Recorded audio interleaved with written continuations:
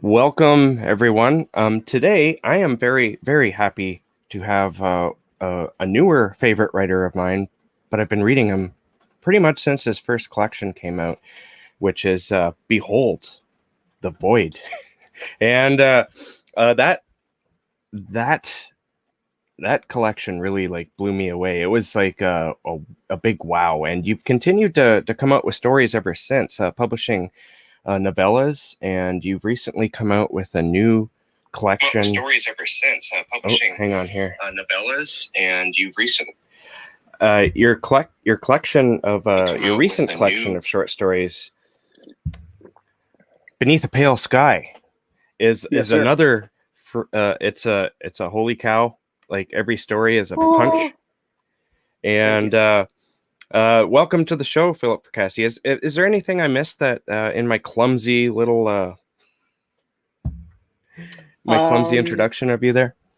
No, I have no. Behold the Void and Beneath the Pale Sky are the two collections. I have a couple novellas that are available. Shiloh from Independent Legions Press and Saculina, which is from Luthi Press. And I have a novella coming out next month called Commodore from Strange Eons. And I have a book of poetry coming out later this year from Hybrid Sequence Media. And I have a novel coming next summer. Oh, I'm sorry. My debut novel comes out on Halloween called Boys in the Valley. This is what the cover looks like. This is the arc. You can see it. Very nice. That's from Earthling Press, 500 limited copies. And then I sold the novel to Skyhorse. That's coming out next summer, called A Child Alone with Strangers. So that'll be a big trade. My first big kind of trade novel. That Boys in the Valley is a limited edition, so it'll be fun to have a big trade novel out there next summer. Awesome. I have the Shiloh when it was originally published. Yeah. By Lovecraft Design there. Yeah. And sadly, that's the only physical book of yours I have, because I'm big on e-readers. And I'm also big on audiobooks, like Behold the Void. Yeah. I listened to that on audio, mostly while I was at work too. But before we go on, I just want to give a shout out and a thank you to Daniel Brom for setting me up with this. I've been wanting to talk to you. I was telling him, I didn't ask him. He actually approached me. He's like, do you have any spots open for Philip Fracassi? And I was like, I'll make a spot. But so I was like more than happy to to help him out there with that. And that was nice of him. Yeah, it was very nice of him. So thank you to you too, Philip, for coming on. I used to do a podcast called the Darkness Dwells podcast, and I was considering asking you to go on that show back then, but the show was kind of dying at the time, and so I didn't really get to ask a lot of the writers I wanted to. But you were definitely one of them, especially after Behold the Void and Shiloh here. Yeah. But thank you. Before we get into what you're writing lately, you started out. Actually, I want to go even a little bit more back, because you have an interesting day job. You're in location management for various TV shows and movies. I was wondering if you could give us an idea of what that's like. Yeah, for sure. So yeah, I'm what's called a key assistant location manager, and and I'm a teamster, and basically what we do for film and TV shows is we're responsible for all of the logistics of any location. So if you're shooting in a park, or if you're shooting in a church, or if you're shooting in a school, or if you're filming in the Grand Canyon, or whatever you're doing, if you're not on a sound stage, you're on a location. And my job is to make sure all the permits are done, make sure everybody has a place, to park 200 cars, make sure that we have everything we need to film what we need to film, as far as access and things like that. We got to make sure there's bathrooms and dumpsters and places that eat lunch for all those people. And So basically, it's like throwing a wedding for 200 people, like 3 or 4 times a week. Oh, It's kind of a brutal job. Um, but yeah, it's hard, long hours. Usually I don't when I'm working on a production, I don't write at all because when I'm doing a show, I'm usually working 13, 14, 15 hours a day. I'm working crazy hours, typically getting up very, very early or working all night. Very rarely do you have like a normal day. So it's almost impossible to get any writing done because you're either exhausted most of the time, and on the weekends I usually just like catch up on sleep and stuff like that. So it's frustrating in that sense. But when I'm not working, I'm writing full time, so it does kind of balance out. And I actually prefer that because I'm the kind of writer that likes to have all the time. It's hard for me to like pick, oh, I have 2 hours right here, I'm going to write something really quick. I really like to have, I have the whole day, and I can kind of work from like 8 a.m. until like 2 a.m. sporadically throughout the day. And I get a lot more done that way. And I'm actually taking a bit of a hiatus from the location work. I'm going to take the rest of the year off and potentially the first half of next year, seeing how things go. I have a lot of things coming down the pike with the publishing. I have some movie stuff happening with some of the stories I've written. So if everything goes as planned, I'll be able to take a really big chunk of time off and just crank out a bunch of new material. So I'm excited about that. It's a big opportunity for me. I'm an older guy, so it's one of those things where, I don't want to just keep waiting and waiting and waiting. I want to try and, I want to take a couple risks. My wife has been very supportive of that. So I'm going to take a little bit of a risk, but right now things are set up pretty well. My agent has multiple projects she's trying to sell. And again, like I said, there's a lot of things happening that could potentially, keep me relatively financially stable, at least for the next year or so, while I try and knock out another couple novels and a bunch of short stories and stuff. yeah.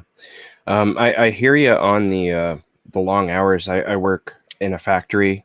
Mm-hmm. I work continental shifts, so that's 12-hour shifts, and you Mm-hmm. switch back and forth between days and nights, and it's very hard to get to the computer. And how do you manage that when you are working? Like if you're in the middle of a project but you got to go back to work, and then when you go back to it, because my problem sometimes is I can't remember exactly, like, do you just pick up and continue? I end up dropping a lot of projects because I just lost whatever it is that was working Yeah. for me.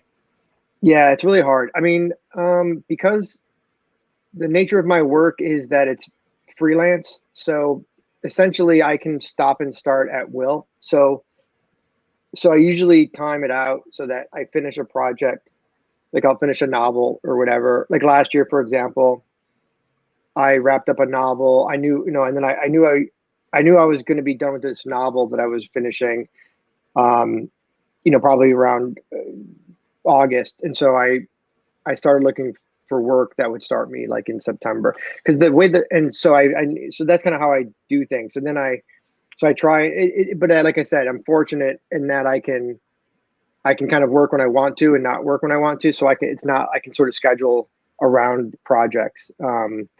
Because the way it works in the union is you basically put yourself on a availability list, and if a production's looking for guys, they go to the list and they pull them off the list. So when I'm writing, I'm not on the list, and when I want to work, I'm on the list. So that's kind of how it works, how it's worked so far. And I've been doing that this way for about 5 years, ever since I started publishing.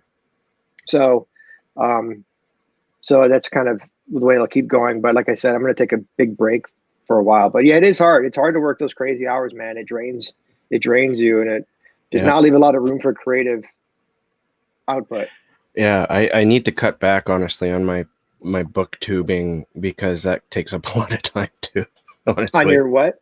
on my booktube, like the whole YouTube thing here, me Oh, doing book videos, that it, pretty much kills any extra time I have. Um, Yeah, I write some reviews for different things, and I do like interviews and stuff with authors. I freelance, and it's time consuming. oh yeah, To write those things. It doesn't pay much, if anything, but I like to do it because I like to talk to other writers and publish the occasional article here and there. And but yeah, it's like it takes up a big chunk of time. I don't do it so much anymore either because I just try and use that time for writing. yeah. When you started writing, you didn't write horror. You wrote more of a literary type style, more like, I guess, character focused. And in a Mhm. sense, I don't think that's really changed. You just maybe put some. I haven't read any of that stuff. I don't think, but you just put Yeah, none more. of it's really out there. Yeah, but I'm just assuming that none of that has probably changed much because your writing still has that flavor to it. Yeah, I mean, I've been writing since I was a little kid. I've always wanted to be a writer ever since like the third grade. I never wanted to be anything but a writer, and I've always written. Um, I didn't start writing horror until about 2015, which is when sort of I started getting some traction and getting published and stuff like that. But yeah, I've wrote like three novels um, in my, probably like the decade prior to that.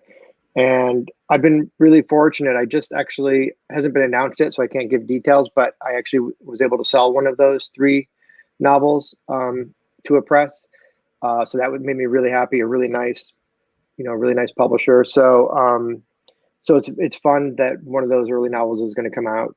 It's not horror, but it is, to your point, it is dark. Like the characters are dark. It's sort of a meditation. It's sort of a character study about madness and loneliness and and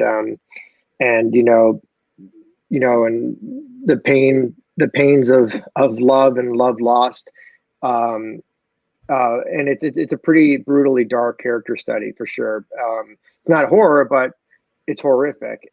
And I those earlier novels I pulled a lot on my personal experiences. I've been through a lot of different rough patches, and I've had a lot of psychological ups and downs, and I've had my trials like a lot of people, and so I tried to put that a lot of that into my these earlier novels, and to a small degree some of the stuff that I'm putting out now.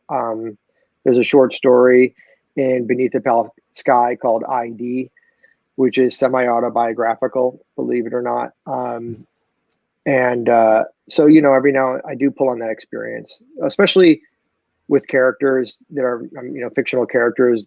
It's I think in a lot of ways I'm kind of old to be starting as a published author, but I've thought about it a lot, and I don't think I would be writing the stuff I'm writing now if I didn't have the life experiences that I've had. And I think there comes a point in any writer's life where they reach that, those crossroads of building enough, building their skill sets, their technical skill sets, and also having the life experience to kind of put the two together and create, you know, um, interesting content and stories that touch people and move people. So I feel like that's where I'm at. So I'm really excited to be publishing a lot of the work right now because it's kind of a dream come true for me.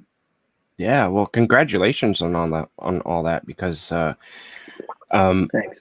2016, I don't think I ever heard of you, you know, and now Yeah, you're like no. a go-to author. Anytime you put something out, I got to get it and read it. Yeah, thank you. um, Yeah, no, I didn't put anything out. I put my first story was published in 2015, late 2015. My second story was Alter. That was published in 2016. But my Behold the Void was published in 2017, so just a few years ago. So everything that's happened since then has really only been the last few years. yeah.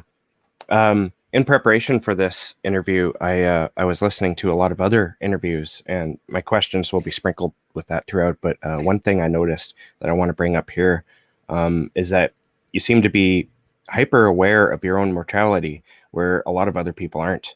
And Yeah. I just wanted to comment on that because that's something I connect with you on a personal level. I know that the clock is ticking, and that clock's going to stop one day. How Are you able to work with that, or do you find it works against you at all? Oh no, I think it works for me. I actually wrote a blog post on my website, I think last year, where I talked a lot about that, where I said it's not prolificity, it's panic. A lot of people are commenting at that time about, boy, you're really putting out a lot of work. And I'm like, it's only because I'm terrified that I only have so much time in which to create this work. And I want to leave as much behind as I can, which sounds incredibly morbid. But it's not morbid. I'm a very happy guy. I have an amazing wife and an amazing kid, and I have a great life. But I also am a realist, and I don't want to just wait, and let things continue to just unravel organically. I want to push the envelope, and I want to, do sort of a full court press. Once that publishing door opened a little bit, and I started to get some, I had a toe in the door, as it were. I started kicking pretty hard, against, to get entry, and I'm still doing that. And that's, one of the secrets, I think, to I don't want to say my success, because I don't really feel very successful, but definitely one of the ways to get your stuff out there is you got to be very proactive, and you have to be very aggressive, frankly, both in the creation of content and in the development of connections to distribute that content. And and I think specifically, creatively, I think it's definitely been a huge part of my writing. I think if anyone who's read the new collection, most of those stories are about death and about the afterlife and about what happens to us after we, shed this mortal coil. And and I have a lot of fun playing in that sandbox. For me, it's not depressing at all. I think it's anything. It's the opposite. I love thinking about, how our journey continues, and obviously there's a lot of opinions on whether that does or not. Anything from pearly gates to oblivion, but I'm kind of in the middle. I think the human soul is a very special and very unique and very mystical thing, and I think that there's a lot that I think anyone who thinks they know what happens to our consciousness or our energy when our bodies die, I think is speaking from ignorance. There's there's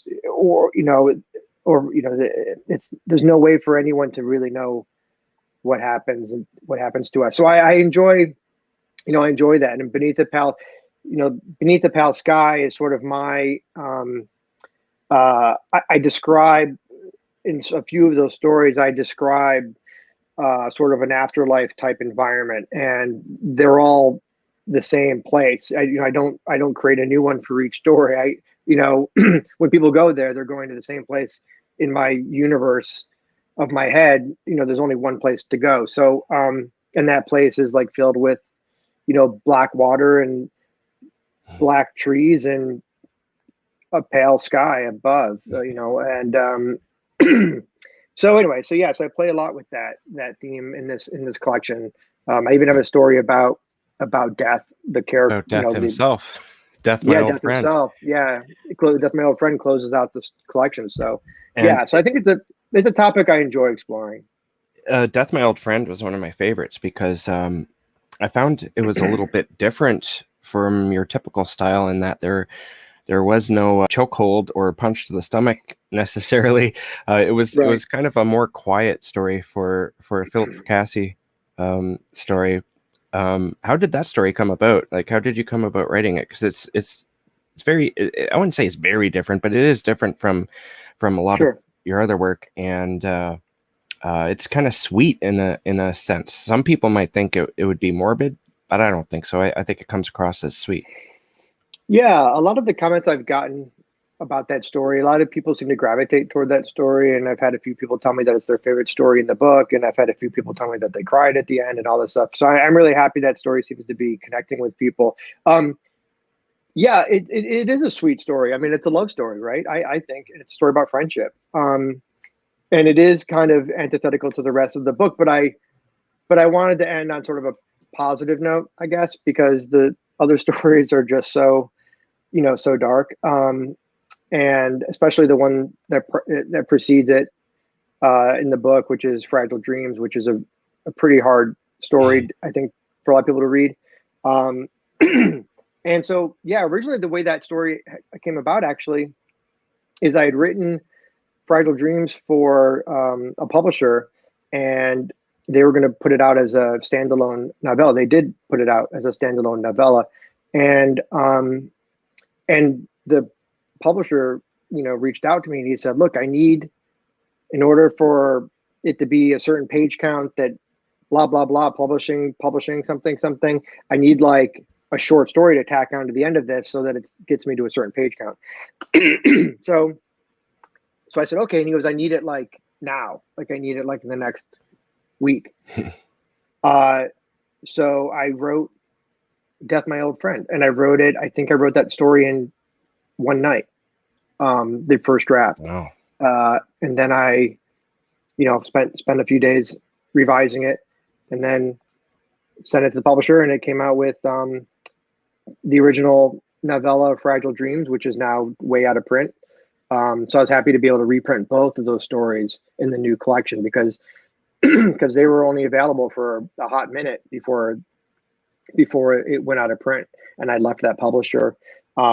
So really delighted to get those stories back into back out to readers. Yeah, for sure. That's a pretty intense story too. Yeah. One, Fragile Dreams. Yeah. yeah.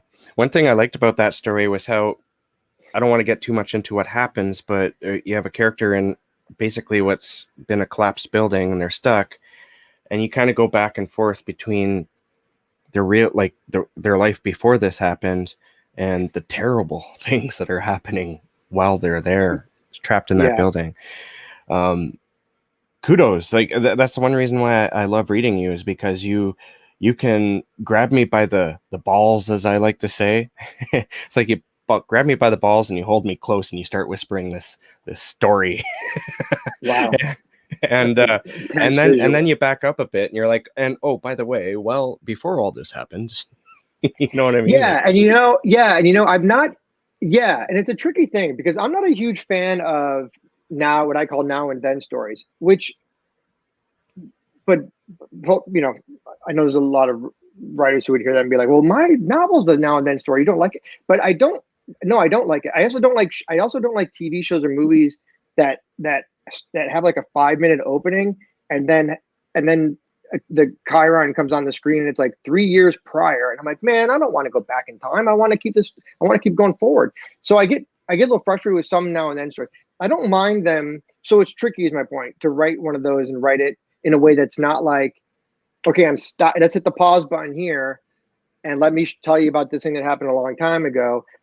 Because a lot of times that can be really frustrating, for at least for me as a reader, but I think for a lot of readers it can be frustrating because like I want to hear about, I want to keep going forward. I want to hear I want to see what happens next. So when I do that, when I use that device, I try to make sure that I'm not taking you away for a long time. It's usually pretty quick, flashback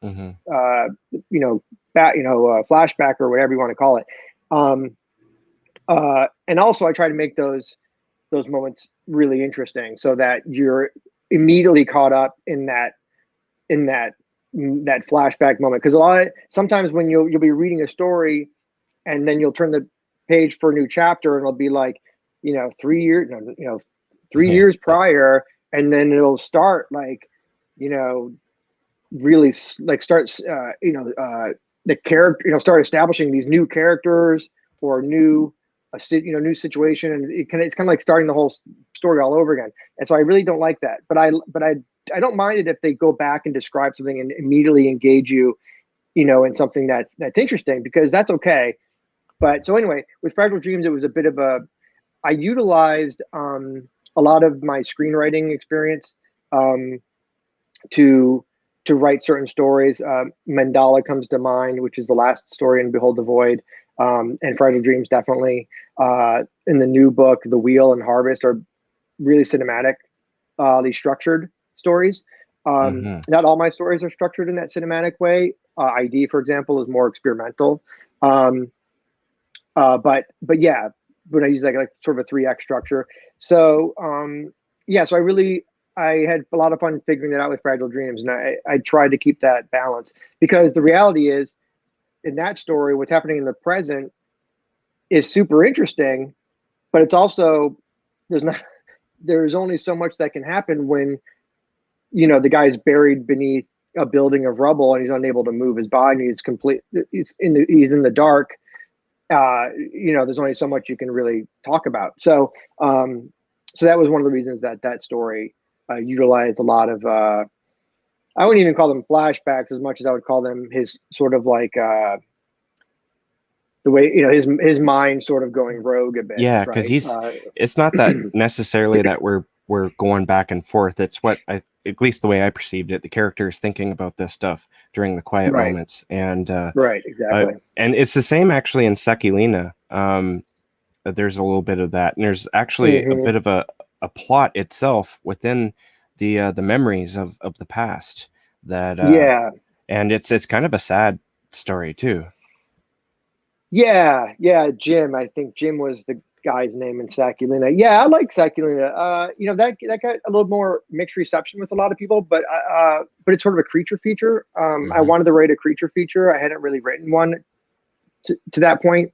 And I wanted to kind of get it, write a write a monster movie story. So yeah, but yeah, that's another part. And sometimes when I do that is, I don't want my characters to be two dimensional. I want them to be really fully fleshed out. And I've gotten a lot of, criticism about that from a lot of readers, because to a lot of people, it's boring. They don't want to hear about the characters' lives and experiences. They want the shark that eats the little kid on the raft or whatever. Yeah. Um, but I don't, I don't, I try and balance it a little bit, because I think people ultimately, who, will appreciate, having learned more about these people, these other people that are in my stories. And I think that when things happen to those people that are maybe not so great, um, I think it has a more emotional impact. So I don't mind spending a little time developing characters, and I don't mind going back a little bit and saying, talking about how this person got here emotionally, at this point in time. So yeah, I think it also gives the stories a little more, staying power for people. I've had readers tell me, like, I'm still thinking about this character, months later, and that's a great compliment. So I I find that your fiction, a lot of the stories in Behold the Void, and quite a few of the stories in Beneath the Pale Sky as well, have create a lot of anxiety in the reader. mm, I found that particularly so in the first two stories of Beneath the Pale Sky. Harvest, the first story, is a great example because uh, it it starts off normally enough. You're grounded in a very normal situation, a wedding, and it yeah, gets upended by something natural, and yet you could call it cosmic horror in a sense. yeah, That story, oh my god, I read that on the beach, and mm, afterwards I was just like, I couldn't stop thinking about it. That story, and it's original to this collection. Um, yeah. Harvest and The Wheel are both original to the collection. yeah, and Yeah, it's absolutely awesome. Like it's a great place to start the collection. thank you. Yeah, and that's another story. This is where I become the hypocrite. That's another story where I do a lot of that now and then stuff, right? And but again, I sometimes, sometimes you can. I think if you do it right, it's a great way to build tension versus deflate tension. I think, I think if you can keep things ramping up without necessarily, hitting the pause button, like I said before, on what's happening in the present, I think those now and thens can work for you versus against you. And with that story, I'm basically, yeah, a lot of the back the background stuff, it is sort of a different. It's sort of a second story about how, again, how these two people got to where they are in the present.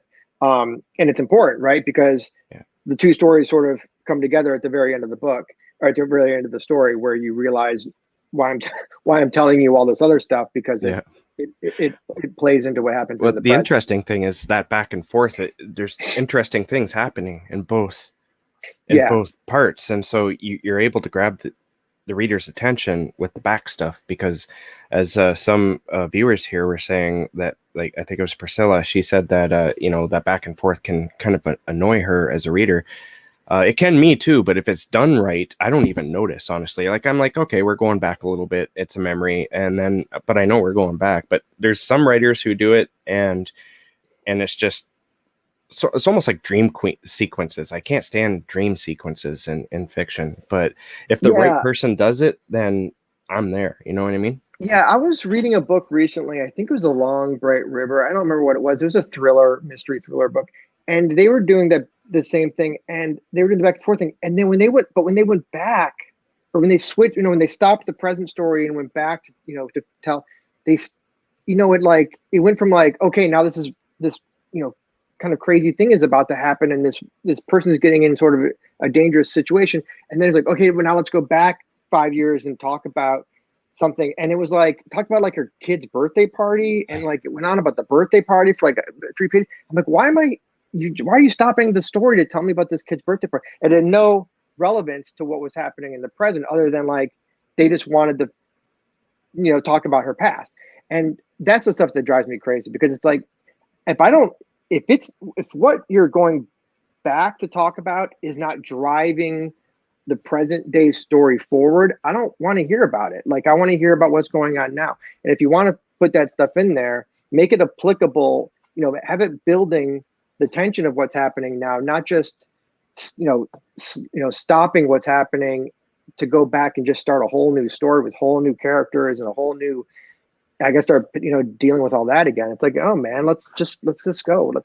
So thank you for saying that, because I try very hard to make sure that when I do use that device, I try and jump right into something that's, action-y. But also I want to make sure it's absolutely relevant to what's happening in the present. Like every action, every scene I describe is relevant to what's happening in the present. So, and not just in a fill in the blanks kind of way, like in a, building the character, kind of way, but also like literally you need to know this information so that you understand what's about to happen. Yeah, for sure. And I was wondering, honestly, because I know that you were married within the last year or so. And so since this is original to this collection, I was wondering if your own wedding was an influence to the story at all. I have married, to chuckle at that because of what happens at the wedding. 3 years ago, I think. My wife probably won't watch this, so I think it's okay. Yeah, I was married in April of 2019, 2018. Yeah, I don't want to get you in trouble. Yeah, I'm probably stepping that one. But yeah, I've been married a couple years. No, nothing at all to do with my wedding. My wedding was in a hotel lobby in Culver City, here in California. So no, was not in a little church in a cornfield. So no, I think if I drew on anything, having been married twice, once when I was very young, I think it definitely allowed me to have some experience with what's going on with the bride and the groom and that kind of stuff, that activity. So I could talk more realistically about that stuff versus just making it up out of the blue. But as far as everything else is concerned, now it's all just made up. The Wheel, which is the second story, is another fascinating story, because you have 2 or 3 things going on at the same time that all collide at the very end. I would like to talk maybe a little bit about and this one's also original to the collection. Yeah. And it's another story that just blew me away. I was like, is every story in this collection going to like knock my socks off? Because like this is this is beyond, what you usually read in a collection. But I want to talk about the process, like, because how did you get one idea that led to like something else that, and there's a little bit of a third sort of point of Yeah, view in there, that they all collide in the end into this massive insanity. yeah. How did the story start, and how did you get to taking all three sort of point of views and then colliding them at the end? You know, that story was actually sold to Cemetery Dance, and is going to eventually, at some point, come out as a standalone limited edition novella, one of their signature series novellas. And I've already seen the artwork. The artwork by Glenn Chadbourne did all the interior illustrations. So, but but but yeah, they bought that story like a few years ago, and I ended up contacting Brian Freeman, the publisher, and saying, "Look, I want to put this story in my collection.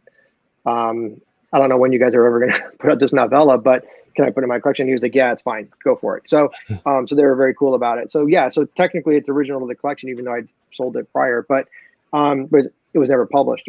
Hopefully it'll be published in the next year or two. But yeah, so as far as that story is concerned, yeah, it's definitely a story where there are, multiple storylines, multiple POVs. And I think the opening line of the story, I'm paraphrasing it, is it takes three men to destroy Mary's life, I think is something to that effect. So yeah, there's basically these three different people, and they all kind of come together at the Ferris wheel on the Santa Monica Pier, for fun and hijinks. But yeah, I don't really know why I structured it the way I did. I think I just really liked the idea of having this kind of like traffic accident situation where you got to spend time with three different cars that were involved leading up to the collision, and I just thought it'd be kind of a neat way to build tension, and also for the reader to kind of see, like, wait a minute, how is this going to fit into this? How is this going to all connect? So yeah, it was just a decision I made. I don't know why I necessarily make the decisions I make with stories as far as structure is concerned. I said this on a recent interview, and it's really true, is a lot of people talk about, well, what came first with that story? Was it the idea? Was it the character? Was it the inciting incident? Was it the final event? And it's kind of all the above. But when I write a story, the first thing I always think about is not necessarily the characters or the plot or any of that stuff. It's really how do I want to tell this story? What voice do I want to use? My writing style tends to morph based on what story I'm telling. I'll write in Beneath the Pale Sky, for example. Atticus is written in a very pulpy, sort of throwback pulpy style. Death My Old Friend is written in as a sort of modern British voice. And I like playing. ID is very much a different tone, so that really helps me establish how the story is going to be told. And every story has its own feel. Every story has a very unique set of colors for the palette that I'm going to use, and that really is how I decide how I'm going to tell a story. Whether I want it to be fast and visceral, or I want it to be kind of a slow burn, or if I want it to be more surrealistic, or if I want it to be pulpy, or if I want it to be more modern. I like to kind of play with all those different ways of writing, and it's a lot of fun for me, and it keeps me sort of entertained and engaged. And I think it's nice because it gives each story its own flavor.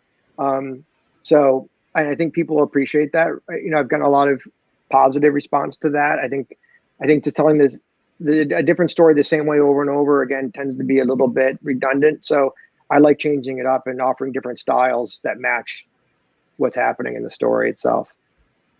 Speaking of being engaged with your own writing, I think it was author chat. You were on that just at the end of last year, I think. And you said that if a writer isn't engaged in their own work, then the reader is going to be bored too. And that made me wonder right away, what happens if you, Philip, get bored with your own story while you're writing it? Is there anything you do to make it exciting again, or do you end up leaving stories behind? Um, I have left some stories behind because I do get bored with what's happening. Usually, though, I salvage it by doing something unexpected to me, and that usually that translates, for the reader, and it gives the reader a bit of like, oh, I didn't see that coming.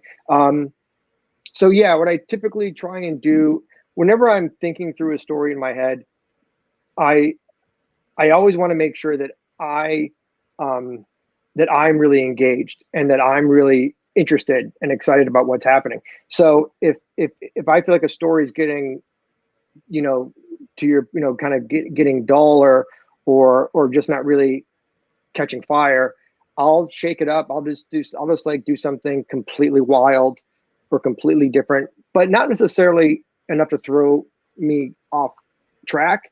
I always know where a story is going to end before I start writing it. Um, but I like getting there different ways. I think a good example of that is Alter, which starts very much as a, very normal story, and there's an event that happens in Alter that has gotten me a lot of a lot of hot water, unfortunately. But there's an event that happens in Alter before the big finale. That was something that I did while I was writing that story, because I wanted there to be, I wanted to create something, a sort of separate, sense of tension, that really had nothing to do, but was almost as an aside to what was happening in the main storyline. And I wanted to kind of have this other thing happening to almost distract the reader a little bit. Kind of me, waving my hand over here while I'm, taking her wallet over here. And that was at least in my head, that was an example of when I was writing a story and I was like, you know what, I'm getting bored. I'm getting antsy. I want something else to happen. So I created this other moment. But yeah, so it's really as simple as that. I don't do it a lot. I'm pretty much know how a story is going to go before I start writing it. And the plotting process is more of when I kind of think about that stuff. Rarely I will come up with it on the fly. But like, I just finished a novel that's a very mainstream thriller, and I just turned it into my agent last week, actually. But that's an example where I have a meticulous outline, step by step by step by step. I mean, there's like 60 beats that I was hitting, but I had to. It's a thriller, it's a mystery, so there's a lot going on that I had to keep track of, and I wanted, make sure that the twists worked and stuff like that.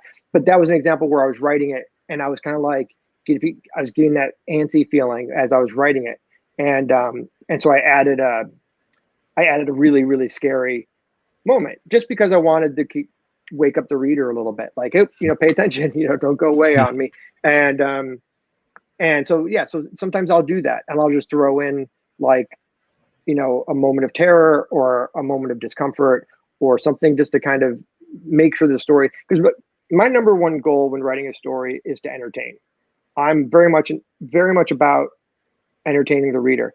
I'm not I'm not coming at this as an artist who only cares about what I want, and, well, this is my work and it is what it is, and if you don't like it, I don't care. I'm more of a guy that's like, I want everyone to love everything I write. So And I love it too, and it's fun for me to do it that way. So I'm very much about the reader, and I'm very much about making sure the reader's having a good time and they're having a positive experience, and that I'm bringing some joy to somebody's life, bringing some happiness to somebody's life. I don't want to bum people out. I don't want to bore people.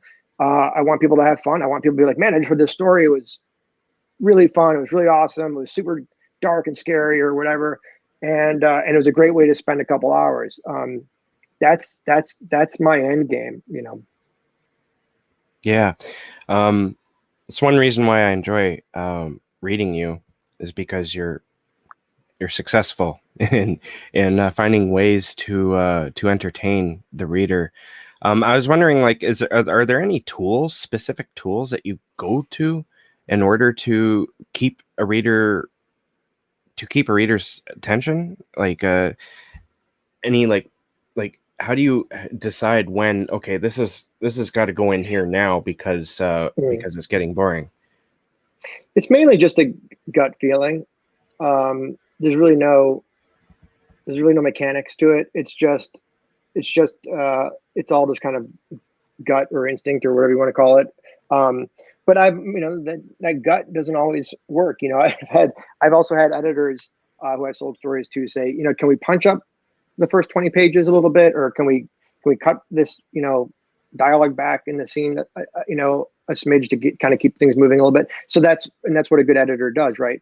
So yeah, no, it's just a feel thing. It's just pacing is a very tricky thing. That's very, I haven't been traditionally educated in writing. I went to college for 1 year. I never took a writing MFA course or anything like that. It's all just instinct with me. So and I read a lot. Yeah. And I've always been a big reader. So I think I've learned a lot about writing by reading, but mainly I just like, when people compliment me, I'm like, I'm so happy that you felt that way, because I have no idea what I'm doing. So it's just, like I said, I think it's just gut, but pacing in general is a very tricky thing. And I think you have to have a sense of pacing when you're writing something. You just as much as the writing, the prose or the character development or the way you're describing action. I think you have to always keep in mind the pace of what you're writing. Is it too slow? Is it too fast?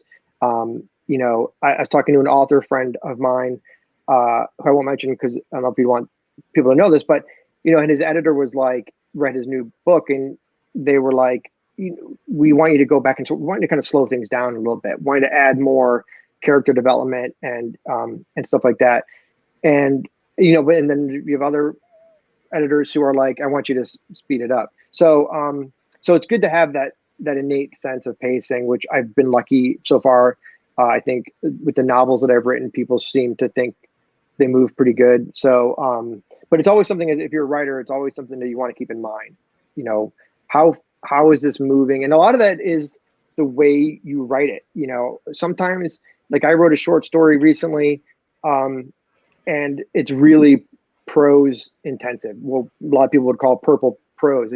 I really took my time describing stuff. Like, I spent like a paragraph talking about a tree. So I did that very purposely because I wanted this story to be a slow burn. And it's not a long story. It's like a 4,000 word story. So I could get away with that, right? I could probably not get away with that in an 80,000 word novel, unless I was John Steinbeck or whatever, because people don't, the novel's a long ride, right? You don't want to spend a lot of time looking at one rest stop. You want to keep going.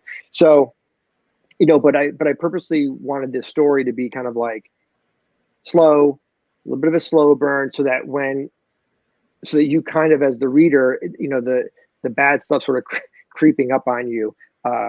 And when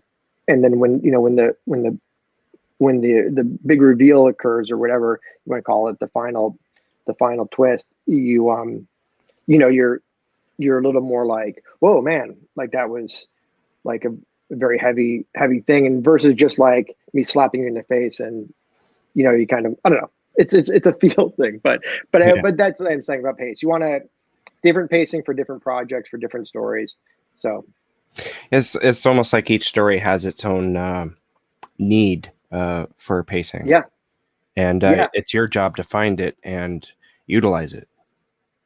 yeah. I absolutely think that's a great way to put it. I mean, Mandala, going back to Mandala again, and which is the last story in Behold the Void. You know, that's a story that's very, very, very, very much about pacing. That story lives or dies on pacing because it's a ticking clock story, and the whole time, you know, you're finding out if you know this kid's gonna live or die based on all these other things that are happening, and if that other stuff happens too slow, then the reader is let off the hook a little bit, right? Like, so I keep that is, but if it happens too fast, then I feel like it takes away some of the tension. So that was a story that was very much about finding the right pace so that readers were the tension was continuing to build, and readers weren't really getting any breathing room.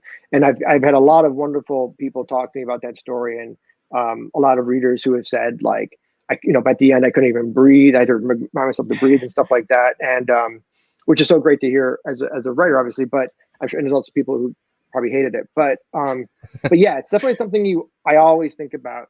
How does this? What is it? You said it great. What does this stories need? How does this story need to be told? Is exactly how I approach every story before I start writing it. That story is very, very intense, by the way. I actually had trouble reading it. It's about 3 or 4 years ago when I read that collection, and as you said, that's the last story. And my Mm-hmm. little guy was only about I don't know, probably about 4 years old at the time. Oh, And you know, when you're a fairly new parent, you can't help but put yourself into these stories and worry about the kid a little way more than you would have before you had kids. yeah, yeah. That's a hard story to read. As if I'm a you know I have a son as well, and yeah, it's yeah, it's a hard story to read as a parent. Um, but especially when you're a parent with you know a drinking problem. But yeah, but I play on that stuff. I play on my own fears, um, and also I play on my own intensity of my own emotions. You know, for how I would feel if something with my child were put in danger or put in harm's way, and so that allowed me to kind of bring some believability to the characters in that story who were dealing with that nightmare. And Beneath a Pale Sky, there's one more story I just want to briefly touch upon because it was definitely one of my favorites because it was so much fun for me to read. And that was Atticus because it's a creature feature, it's a monster story, Yeah, and yeah, it's a throwback, I would say, both to 1950s science fiction movies, but it's got a lot of 80s movies in there too, I think, and so that's a perfect mashup for me. Um, yeah.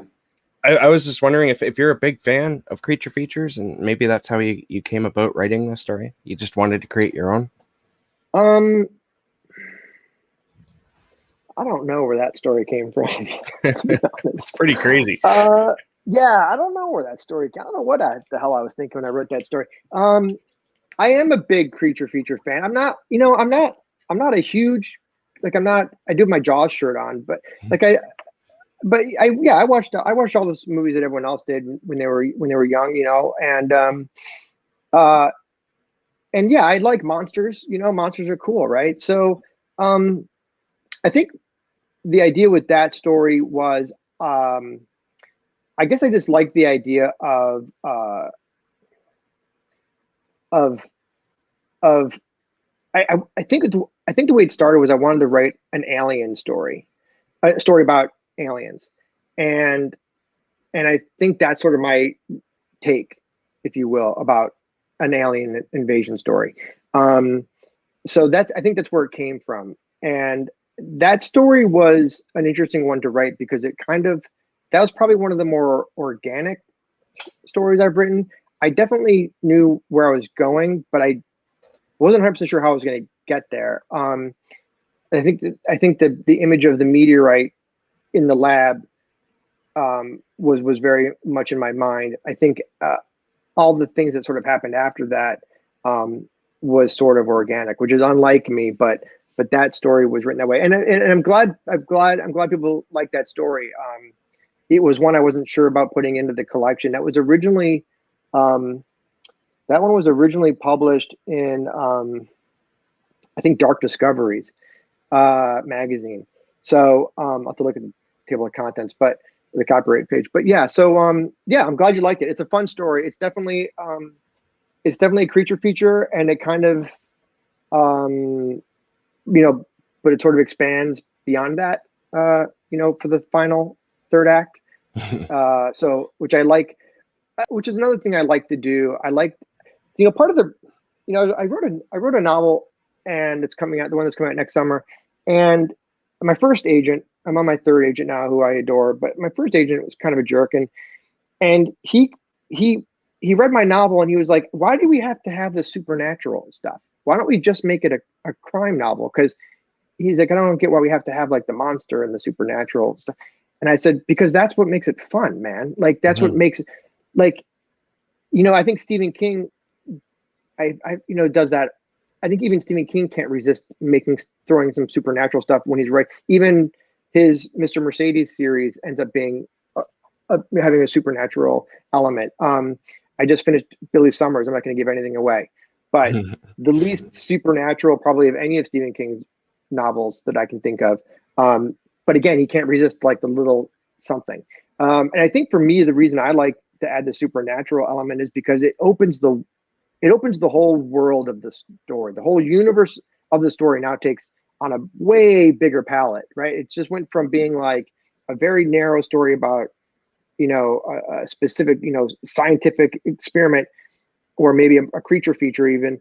And now all of a sudden it's like, well, almost apocalyptic. So I really enjoy blowing open the universe of the stories that I write. And that's probably more of a me thing, because it's fun for me as a writer, and hopefully it's fun for others. I don't foresee ever writing anything that doesn't have at least a little smidgen of supernatural stuff in it, but never say never, I guess. But I think the closest story in Beneath the Pale Sky is probably ID, because that is more about madness and how the mind can screw with screw with you, versus maybe necessarily supernatural element. Yeah, and that story, ID, really does go into some madness, if you will. I really enjoyed that one too, because I think we've all had like experiences maybe somewhat similar. Well, maybe not all of us, but you know what I mean. Yeah. And also I kind of identified with it because I've had, the crazy girlfriend thing. That is definitely the ultimate crazy girlfriend story. Yeah, for sure. I had, I remember when Josh Mellerman did the introduction for the book, and I remember him, texting me after he finished that story and saying, like, did this girl really exist? Because I've known girls, girls like this, and I was, and like I said, it's semi-autobiographical, so sort of, but yeah, that was a very cathartic story to write. And I wanted to tell it a different way. I didn't want to tell it with a traditional structure, because I don't feel like that was a situation where I wanted people to get a sense of how disassociated from reality this character really was. And the way to do that was to kind of make the story somewhat fragmented and have those little fragmented asides, because that's kind of how your mind works when you're not thinking in a linear fashion. You tend to kind of have a little bit of a skip to your record. And so I kind of wanted to play with the reader's brain a little bit on that story, to give them just a little bit of a sense of disassociation, rather than just a straight linear narrative. Well, it works very well. It brought back some memories. Paul Tremblay does that pretty well in all of his stories, and obviously House of Leaves is the big example. But I sent Paul a copy of the book, and I wrote him a note that was kind of like, told him, like, you're work has been inspiring in a lot of ways. But Paul's a very brave writer. He takes a lot of chances, at least especially in the short fiction, and that inspired me to take some chances in my work as well. So I'm always gleaning lessons from the people whose work I read, finding different things that I want to maybe try or implement into what I'm doing. One book of yours that that really disturbed me is the novella Shiloh. I recently re-listened to it because it's on Audible now, and Yeah. John Padgett, who's a favorite writer of mine, is doing some really wonderful things within the weird fiction genre. Yeah. He narrates it, and he does a wonderful job. But I sent you a message in the middle of the week, so I was listening to it, and for some reason, I just after I think maybe I just didn't want to think about the things that happen in Shiloh. Mm-hmm. Because there's some nasty things that happen, and it doesn't let up. I mean, there's little breaks here and there, but it just keeps going and going and going. Yeah. It's just like it's one of if you're into war horror, people out there, you need to pick up Shiloh by Philip. Yeah. Very much a war horror book. Absolutely. Yeah. Yeah.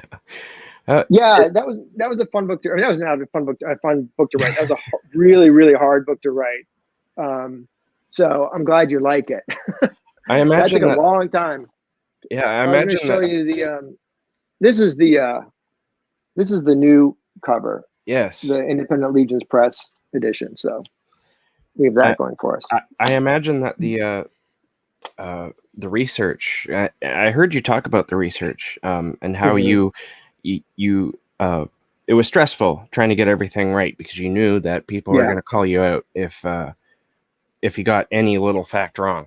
Has anyone called you out on it at all? Because it seems like I'm not an expert at all with the Yeah. American Civil War, so Yeah, they have. And you know what? It's annoying as hell. But whatever.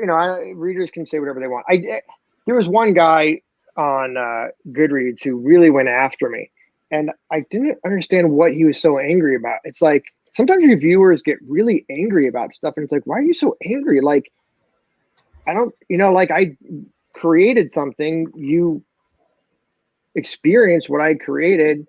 If you don't like it, that's great. Like, then one start and move on. But like sometimes you get these really mean reviews where they kind of attack you personally. There's this one guy about on Goodreads and even on Amazon. When I ended up going after me on Amazon too, because I had gotten some fact about the boats wrong or something, and and and by the way, I don't think I was wrong, but yeah, that was a situation where it was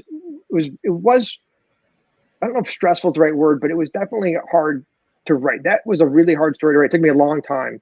I had like my desk was covered in maps and printouts and book like I reference books out because the thing about writing a period piece, especially a wartime period piece, is you don't really realize how much information you don't have until you're actually writing the story. And that was frustrating for me because I don't like to write that way. I like to have everything ready to go when I start writing, because once I start writing, I don't like to stop. I don't like to stop and be like, what am I going to do next? Or what's this next chapter going to be like?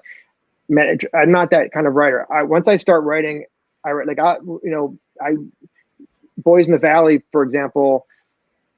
I probably spent a solid month outlining that novel, and then once I started writing, that was it. I knew exactly where I was going. I knew every chapter ahead of time, and I wrote the whole book in like 3.5 weeks. So that's the way I like to work. When I'm writing, I don't like to stop. But Shiloh was an example where I had to keep stopping because I was like, little things like he rips open the guy's like shirt, and I'm like, well, what the hell do they wear under the uniform? So I had to like research it, right? Like, what do they? I don't know what they wore. I mean, do they wear anything?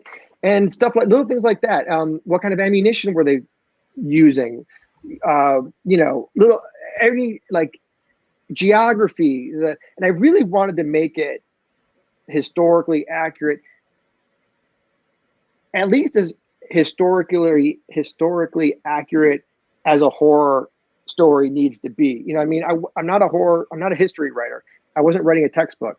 And like this one guy who came after me because he said I think he said I called them gunboats instead of gunships or something. And this Something guy very just was small. like, yeah, he wrote like this freaking essay about like how angry he was at me.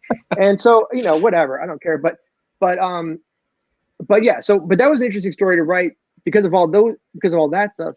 But the other thing about that story was I actually read a lot of firsthand accounts of that battle because I didn't want to just get the facts straight about the geography and about the weaponry and all that stuff. I also wanted to get the facts straight about how those men were feeling and what they were experiencing. And a lot of what they were experiencing that I write about in that story is crazy and people don't believe it. Like I had one beta reader say, I think you're kind of overboard on some of this description. And he kind of talked to me the parts that he was, and I was like, dude, that's how it was. Like it was really that bad. There was that much blood. There was a constant, nonstop sound of cannon fire, like that went the whole 2 days. It did not stop.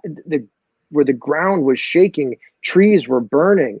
There was pools of blood. There were bodies, thousands of men dead.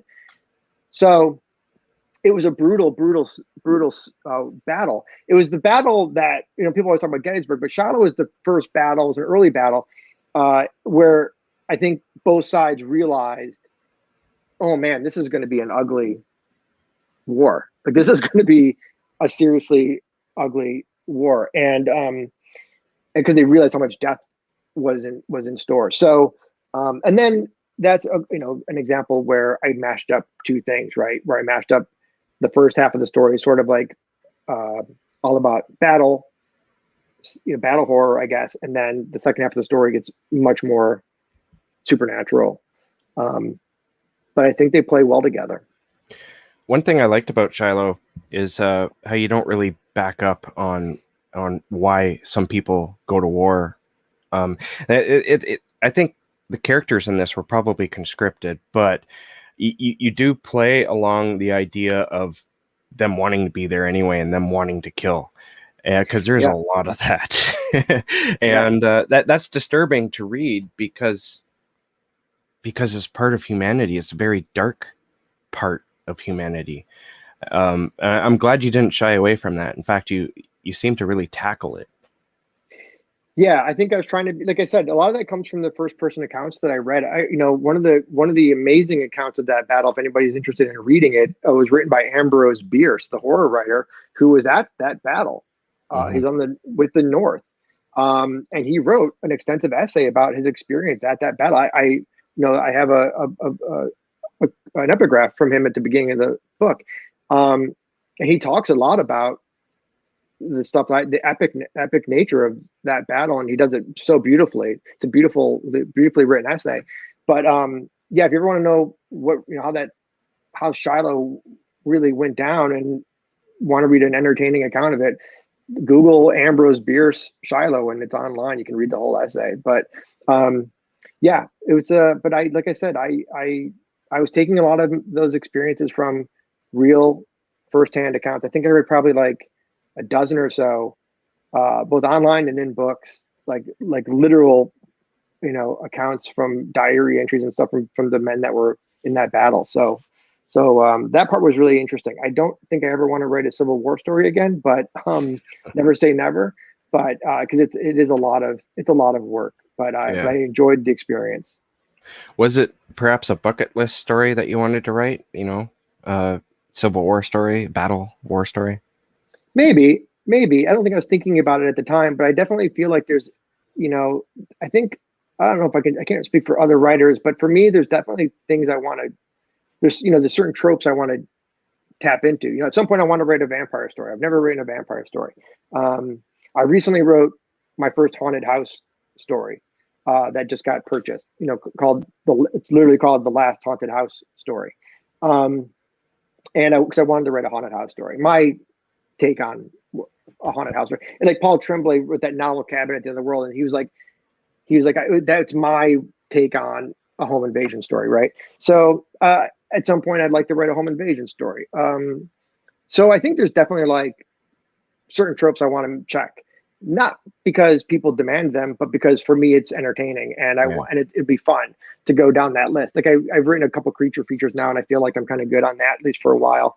But yeah, like I want to write a home invasion story, and I want to write a plague, a plague story. I don't necessarily need to write a zombie story, but again, Survivor Song. I'm going back to Paul a lot, but Paul wrote Survivor Song, which is his sort of, again, his sort of take. And I'm kind of in the same. I think I feel the same way that he does, in that at some point I want to attack each of these tropes and do it in my own fashion, while I'm writing all this other kind of stuff. But yeah, so I guess in that sense, there's a bucket list of things I want to tap into,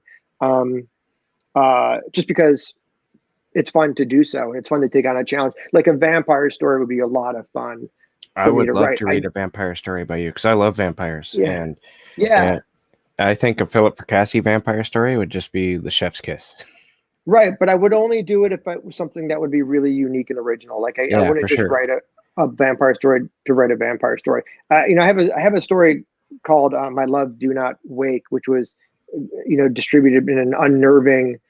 Was the publisher, and it was in a book with Renee Miller and Stephen Graham Jones, and that's sort of a vampire story in the sense that, I don't know, in the sense that there's energy or there's substance being absorbed from one person to another, but like an energy vampire, I guess, but not really. But yeah, so at some point, maybe I'll want to write a werewolf story at some point. Josh Malerman wrote that great werewolf story that won the Stoker last year.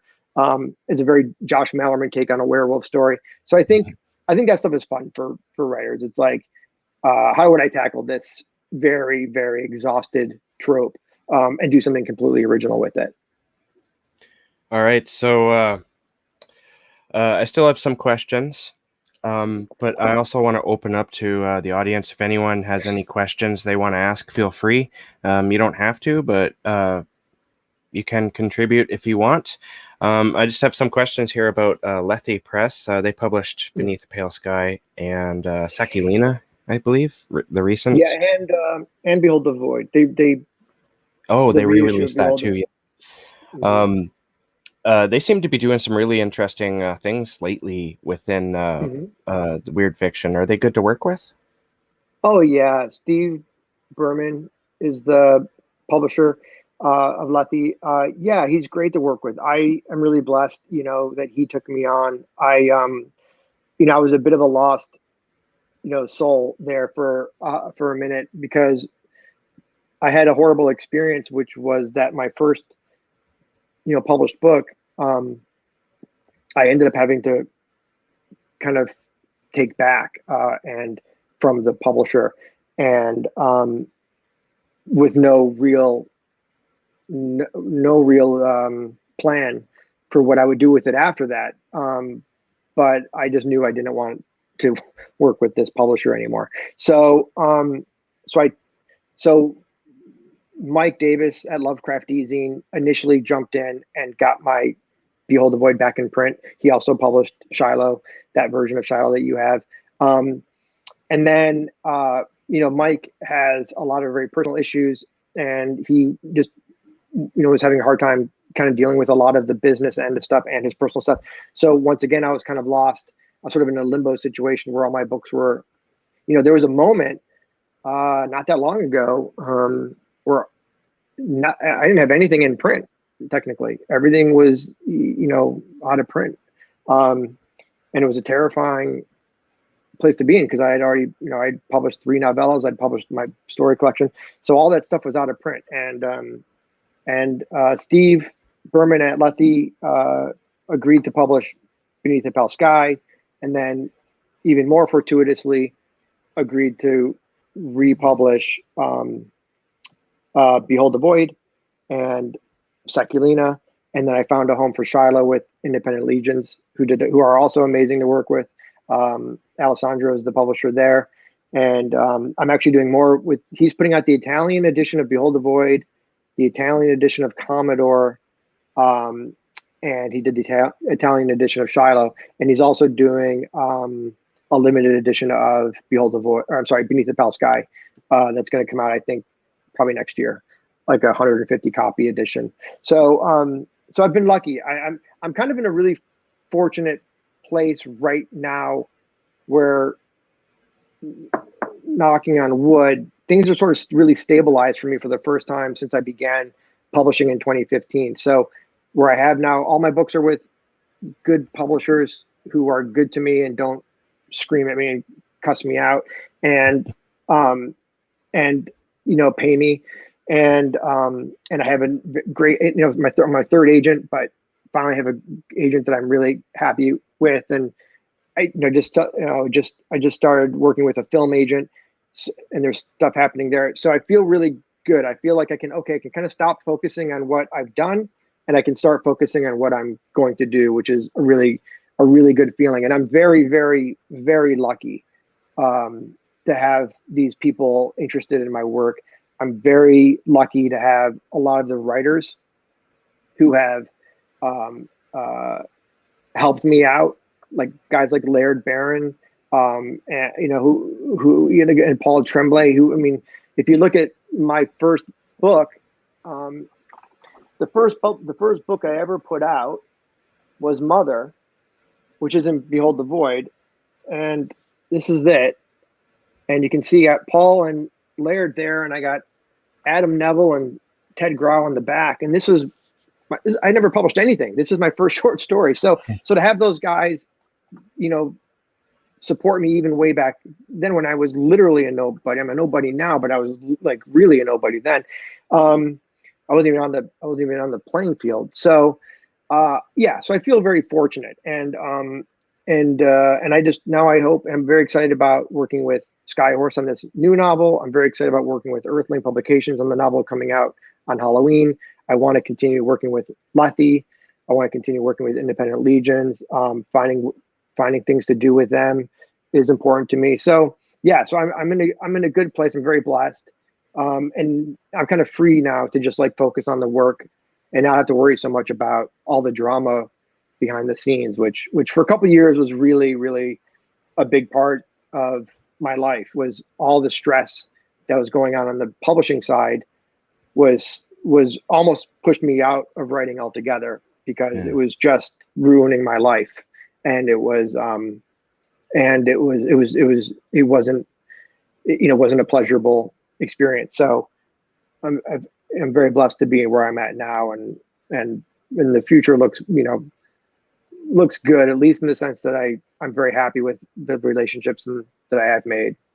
Yeah, I was gonna say that the tables have certainly turned from that dark place, because it seems to me that the year 2021 here is like the year of Philip Fracassi, because you're releasing a lot of stuff. You have released a few things, and you have things coming up that haven't been released yet, like Commodore and Yeah, Boys in the Valley.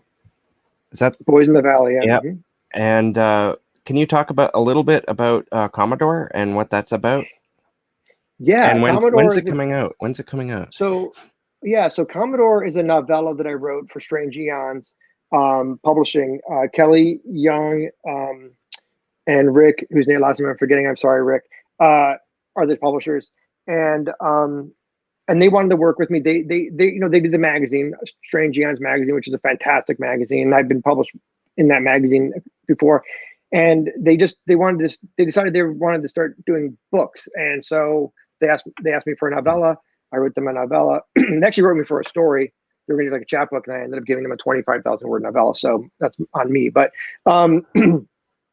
but yeah, so Commodore is about these four kids uh, who, it's kind of set in the 50s, in sort of a small town called Sabbath, which is a town that I have multiple stories take place in this small town, and there's sort of a history to Sabbath that involves monsters and cosmic beings.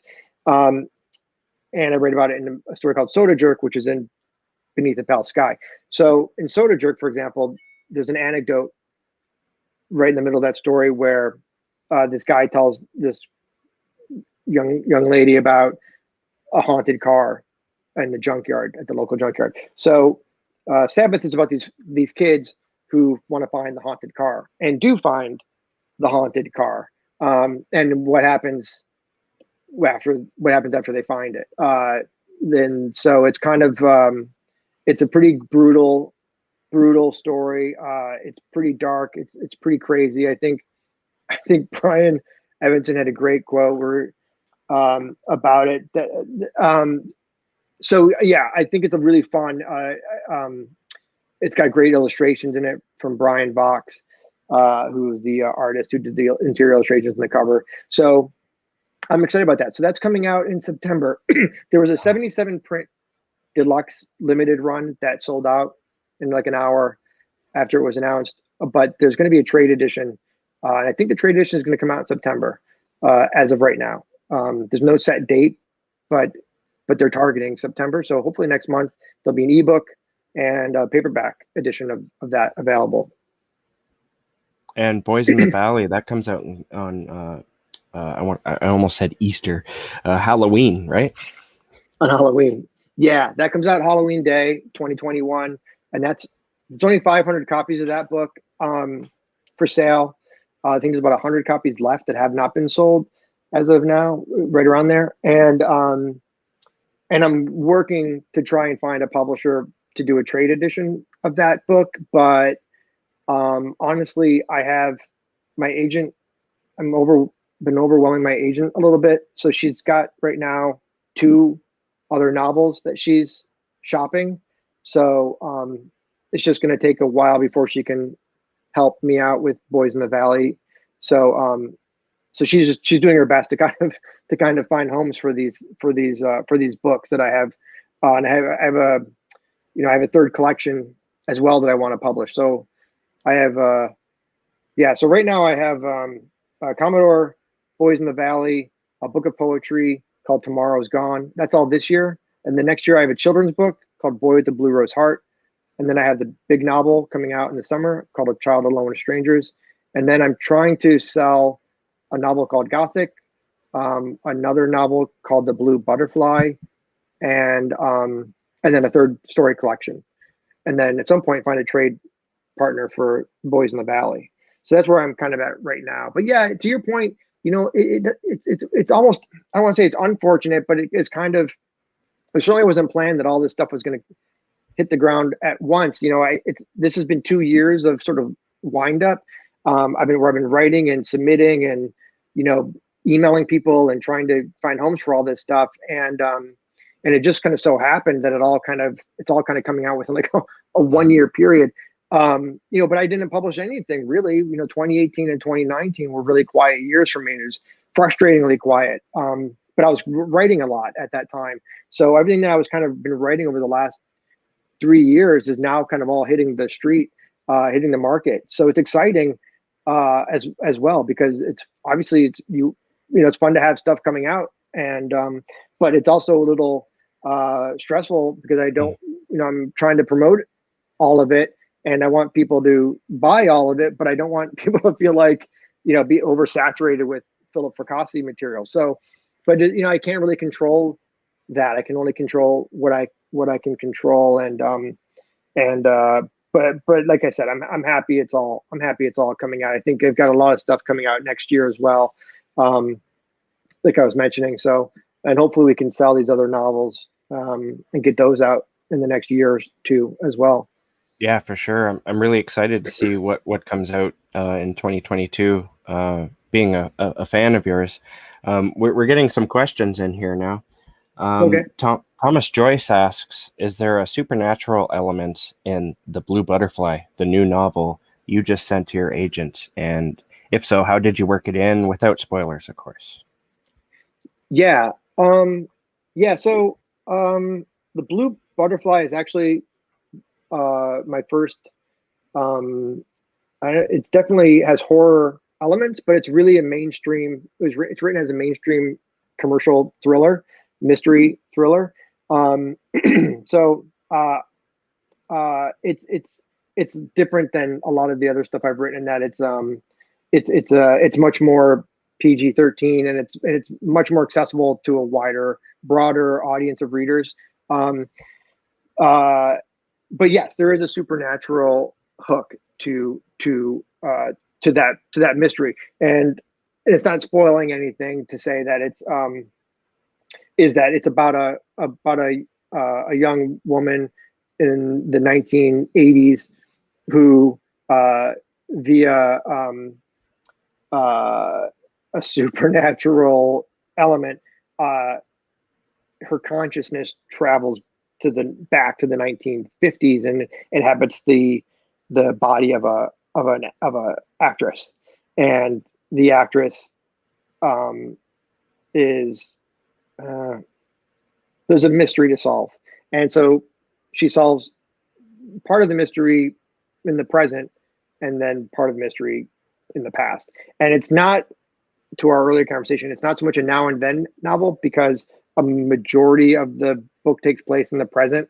Every now and then she has these sequences, almost like these set pieces where she travels back in time and experiences something that gives her one more clue to what happened. So I was very excited that my agent read it and loved it. There's unfortunately there was like this Edgar Wright movie that came out recently that looks like it has a similar hook, but I'm just ignoring that. I actually wrote this novel, the story I wrote it as a screenplay back in 2015, 2016, and it actually sold to a production company, and there was a director attached and there was a producer attached, and it was the same director and producer and studio that made my movie Girl Missing for Lifetime Television, which is available on demand. But then, like, right at the last minute, they kind of pulled the rug out from under us. There's a senior creative development change, and they wanted to kind of go a different direction. They didn't really want original stories. They wanted more like ripped from the headlines kind of stuff, whatever it was. So it got shit canned. So I was really happy that I was able to take that concept and that story and those characters and rework it into this novel, which is significantly different than the screenplay, but the main elements are the same. The main hook is the same. The characters are pretty much the same, but I kind of went a lot deeper on the character development stuff, and I tweaked a lot of things to make it more novelty versus, and novels you kind of in movies it's show don't tell, and novels you kind of got to tell. So but it was a really great experience, and I'm glad that that story is going to see the light of day. I'm hoping that there's going to be, I already have outlines for 2 sequels, so I'm hoping it's a trilogy. That'd be cool. So that is probably how we're going to be approaching it with publishers, trying to sell it as a trilogy. And so fingers crossed, we'll probably start shopping it after Labor Day, and then we'll see if anybody is interested. So I'm hoping, though, for good things. My agent is, optimistic, so we'll see. Well, that's good if they're optimistic. Yes, it's what you want. Yeah. But she's read other books by me that she wasn't so optimistic about, so I'm glad she liked this one. Juan from Plagued by Visions, he asks, is there a popular subject matter in horror that just does not interest you? Zombies. I don't really care about zombies, which I know is very popular. I'm not interested. I don't know if why. it's as popular as it was just say like 5 years ago. It seems like people don't like it anymore. Yeah, maybe it's just oversaturation or whatever. Like, it's just everything's a goddamn zombie now. I don't know. I did. It's never really been something I think the reason I don't really like zombies is I don't feel like there's a lot of I like the idea of having complicated villains, I guess, or complicated monsters. Zombies aren't complicated. They're dumb, and they don't. I think Daniel Krauss, right? He just wrote recently, came out last year, the Something Dead. The book he did with The Living Dead, yeah. The Living Dead. I actually have that. Yeah, and he actually does a. Yeah, I reviewed it and I've read it. He actually did a pretty good job of trying to infuse the zombies with giving them some emotional range and stuff. But that doesn't interest me because it's just a it's just it's just a vehicle. I mean, I don't know. I like my villains to be a little more complicated. So I would say if there's one trope I don't really see myself ever delving into, it's probably zombies. But never say never. Maybe I'll come up with You never an know, idea, right? and yeah, maybe I'll wake up in the morning and go, oh, it'd be cool. So you know, I got a zombie story. Oh no. yeah. Now I'm thinking about a zombie story, so I don't know. Maybe I'll come up with something. Coffee over apples. She has a comment here. She says, "Hey there. It's really cool to hear the ups and downs of the process, and she thanks you for sharing." Yeah. Well, thank you. What I'll say about that is, for any writers out there, is you definitely don't want to ride the roller coaster. You want to walk the path. You don't get too high in the highs, and you don't get too lows in the low, and you just try and take things as they come. And I'm always thinking about the work. When things are going really bad, or when something really bad happens, I get a really heartbreaking rejection.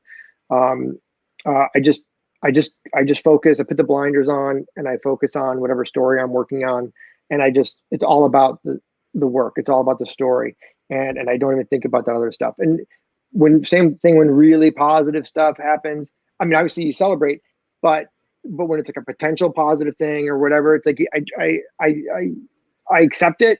I'm cautiously optimistic about it, but I'm not doing cartwheels. I'll do cartwheels when it actually happens. So yeah, Laird Barron told me very early on, when I was first getting into this, he said, the greatest virtue of any writer is perseverance, and that's been my mantra ever since. Is I just keep writing, keep creating, keep working hard, and kicking that door as hard as I can, trying to get in, and it's beginning now slowly to start paying off. It's been about 5-6 years now of me really working hard, and I feel like right now, like I said earlier, things are finally sort of beginning to pay off a little bit. So it's a really good feeling. I'm gonna butcher this person's name, and so I apologize. But El Mal No Descansa. He says, "Here in Spain, we need more of your novels translated." Now, I know that you just had some news about one of your works being translated. I saw it on Facebook, and I think you mentioned it earlier. What goes Yeah. into getting your work translated? For me, nothing. I love, man, I love selling work for translation. Yeah. So Behold the Void is available in Spain in Spanish. Uh, Contemplado Vacío, is called, and Dilettante Mentes Editorial put that out, and they're also putting out Beneath the Pale Sky next year, so that will be available in Spain. I think I might have sold them Boys in the Valley too. I'll have to check my spreadsheet, but I think Dilettante Mentes Editorial is putting out Beneath the Pale Sky, I think in 2022, and I think Boys in the Valley in 2023. So there's some work coming to Spain. So thank you very much.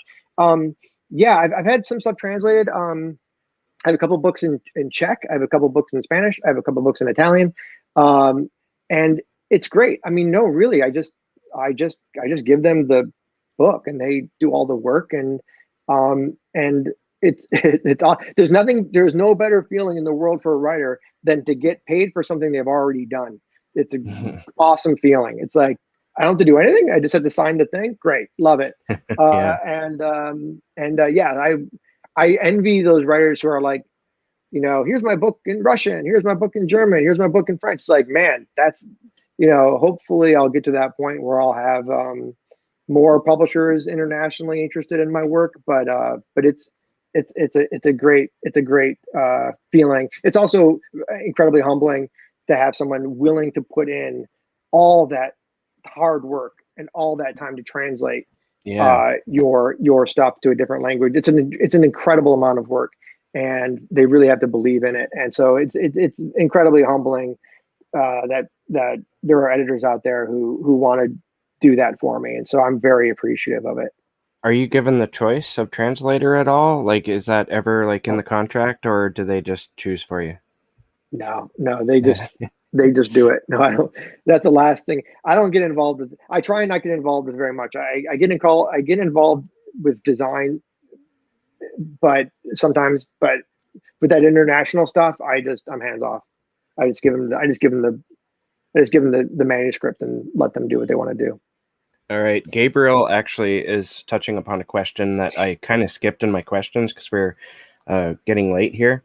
But so Okay. it's awesome that he asks it because I wanted to know too.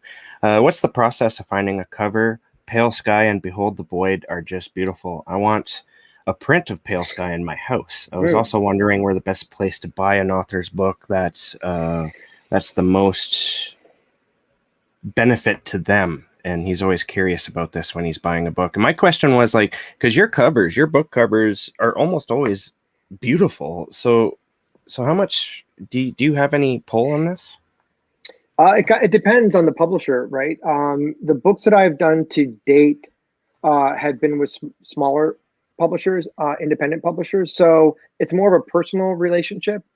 So, with somebody like Steve Berman or Paul Miller at Earthling, I'm able to say like, can we do this, or can we tweak that, or can we do it a little differently? But for the most part, and then there's the bigger publishers, usually it's in the contract that the author at least has some say over the cover, over the design of the book. I think the bigger publisher you get, the less say you have. It becomes more of a marketing thing. But yeah. So for example, but like Behold the Void I really didn't have much to do with that. That was actually originally designed by the artist was Heather Landry, and then the designer was Steve Santiago. So the artist is the one who does the palette, if you will, the canvas, and then the designer usually does like the font and the layout of that kind of stuff. So they did a wonderful job with that. Again, I had input. I was like, can we do it this? Can we tweak it this? But that was basically the way that was done. Beneath the Pale Sky was a little different in that Steve Berman had one idea for what he wanted to do.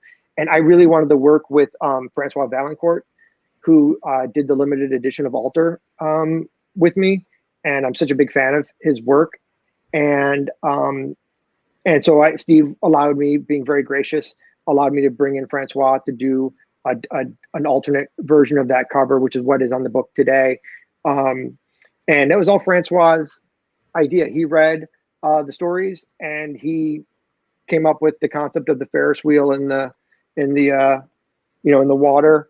And then Steve Berman has a wonderful designer, Ink Spires, I think they're called, who did the font and the layout and all that stuff. So there's a lot of people involved with that process, and your input varies. So with Shiloh, the new edition of Shiloh, Alessandro sent me the image which Ben Baldwin created, and I loved it. And so I didn't really have any changes. So yeah, so it's fun. It's a really fun part of the process. But I know how important it is to have a good book cover. I don't care what anybody says. Anyone who says you don't need to have a book cover is wrong. It's like I don't do a lot of like, hey, I'm a writer, I'm going to tell you how it is, because I don't really think of myself as being experienced enough or successful enough to say things as absolutes. But this is the one thing I will say as an absolute: you've got to have a great cover. Yeah. Because I don't care what anybody says. I don't care how artistic you want to be. You've got to have a great cover, because that is what makes people want to read more about your book. They may buy it and hate the writing. They may buy it and love the writing. But if you don't have a good cover, they're probably not going to buy it. So you really got to sell it. It doesn't have to. It's less about is the artwork whatever, is the artwork something that people engage with. It's more about does it look professional? Does it look polished? And does it have does it have an engaging design and engaging look? So it's very, very important to me that my books have good cover art, and that's the one thing I would fight on every time to make sure I'm satisfied with how the book looks. So it's an integral part of the process. I don't think I'll have much say over what happens with the big novel coming out next summer. Hopefully I'll have some input, but I'm kind of relying on Skyhorse to come up with something Yeah. something, good. And I totally agree with you. There's people who say, don't judge a book by its cover, but the cover is the first thing you see. Yeah. So it's got to impress you. Otherwise, you're just going to keep going. It's all psychological. Yeah, and I can't tell you how many comments I've seen online where people are like talking about how great it looks and and that's all Francois, Francois and Inkspire's guy. That's all, that's they bought the book, or at least engaged with the book. They wanted to know more about the book because the cover was so engaging. Yeah. Coffee over apples. She says it seems like you have quite a few projects going. Congratulations on all of it. But she would like to, if you could speak about how you prevent burnout at all, or combat the possibility of it. Oh, burnout. Yeah, writing is exhausting. People don't really realize how tiring it is how mentally taxing and what ultimately is physically taxing to write. So with me, I do work when I'm writing. I do write a lot. I usually write about 8 hours a day. I break it up. I usually write a big chunk in the morning. I usually write in the after, a little bit in the afternoon, and then I usually do another big writing session late, at night. I'm usually at my desk for at least 8 hours a day, and I write every day. I don't take weekends off. Um, and I don't get burned out too much. When I get burned out is when I write a novel. So like the last novel I did when I just finished, I had to take I literally took like a week off. I just couldn't. I was like exhausted. My brain was stretched to the limit, and I just couldn't. I was burned out. So when I burn out, I just take a breather. I take a few days off, or I take a week off, whatever I need to do, and then I get back into it slowly, but it is a little bit about pacing. Sometimes when I write the novels, I tend to push myself really hard. I want to get it done, so I'm working a lot of hours. When I'm usually just writing short stories and stuff like that in between novels, or I'm editing a novel. I have like 3 out novels right now that I'm editing, doing edits on. So, but even that's exhausting because it's like, so for example, I'm doing a polish on my novel Gothic, and it's basically it's the equivalent of, imagine reading a novel. Now imagine reading a novel where you're judging every single word and every single sentence to make sure that it's the way you want it. It takes a long time, and it's very taxing. So I just try to give myself lots of breaks, and not Yeah. over. And if I feel myself getting tired, I stop. I take a break, or I take a nap, or I have a scotch or whatever. And remember to eat and hydrate, honestly, because you can forget. Yeah. Yes, I got my water right here. Yeah. Hydrate. I had two going, a coffee and a I water. usually hydrate with scotch. Doesn't that actually do the opposite, honestly? I don't think so. I think it's like a health drink. You know what? I think you might be onto something. Yeah, you can. All Don't right, worry, kids. we have a couple more questions here, and then I'm going to wrap things up because I don't want to steal you away from your life for too much longer. Happy to be here. Rai Wee, I think that's how you pronounce his name. He says he loves your short stories, and you're one of the few greats. He was wondering Thank you. if you ever consider doing a series that be a fantasy or a science fiction. Keep up the talented work. You did briefly touch upon this because you're hoping that a book that's coming out will become a trilogy, right? Yeah, yeah. So I'm right. So I'm trying to write. The Blue Butterfly as the first of a trilogy. Like I said, I had the following two books already outlined.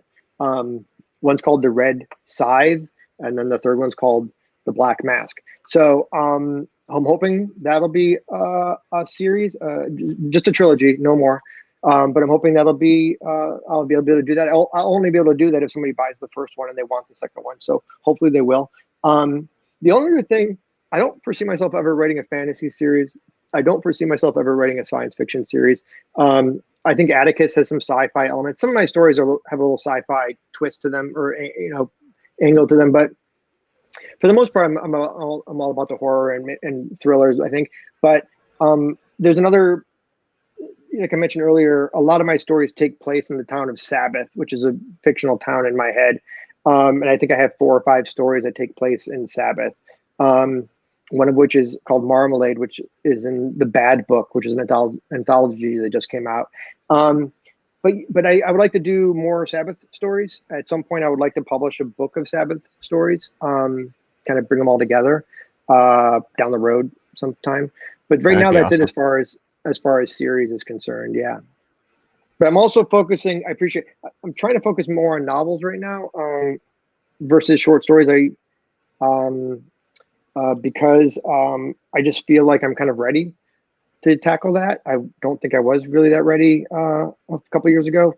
So I'm excited now to try and write more novels. I would like to be able to do best, my dream scenario. I would love to be able to write, put out a novel a year, and maybe 3 or 4 short stories a year would be sort of my, my perfect amount of work.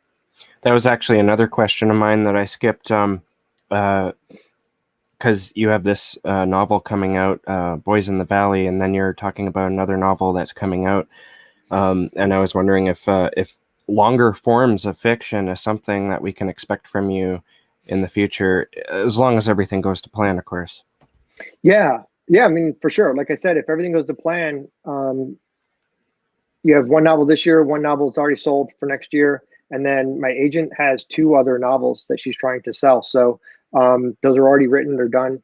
I'm doing a polish on 1 right now, but that was me. I wanted to do another pass at it because I reread it and I was frustrated about some things that I did. So anyway, I told her, I was like, give me a couple weeks to rewrite this. So, but yeah, and then I have I have a novel in my head that I'm going to write next, which is called The Overpass, or maybe just Overpass. I'm not sure. I don't know what everyone else thinks, but which is about which is a kind of like a Towering Inferno kind of thing, which is Okay. which it takes place on a stretch of highway after an earthquake, where the people are all trapped on this sort of stretch of highway, 200 feet above ground. And I won't give everything away, but there's a lot going on up there while they're trapped, and there's aftershocks and all that stuff. So I want to write that novel next. It's going to be like more like a page turner thriller, and then hopefully, we can start working on those sequels for Blue Butterfly. Hopefully by that time, something will have happened with the first book. And if not, I have other ideas. I also want to write. I have a script that I wrote a few years ago, and I want to turn it into a podcast, like a serial. Like Yeah. a fictional, maybe like a 6-episode serial. So I'm going to start at some point.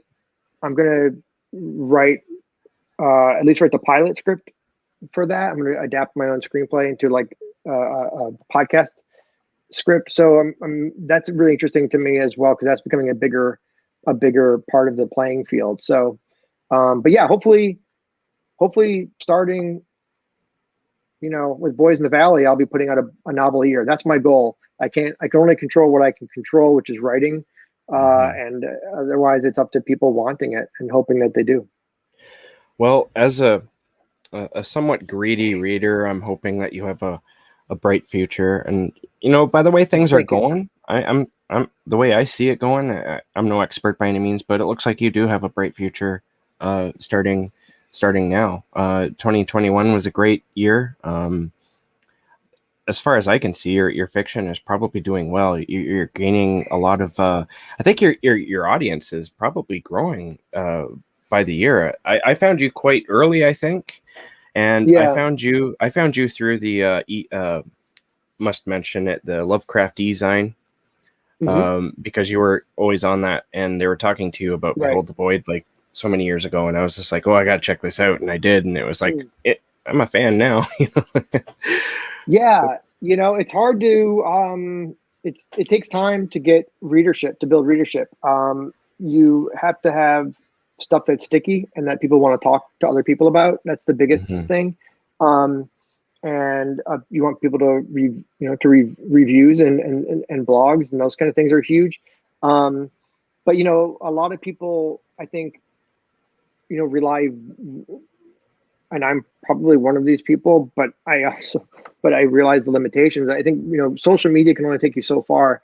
If every single person I know on social media bought my novel, it really wouldn't be enough. So you have to build readership, and the best way to build readership, frankly, is to keep putting out work, because the more work you put out, the more people will discover you, and then they go back and they read, just like people are reading Beneath the Pale Sky now, and they're going back and reading Behold the Void, have never heard of it or never read it.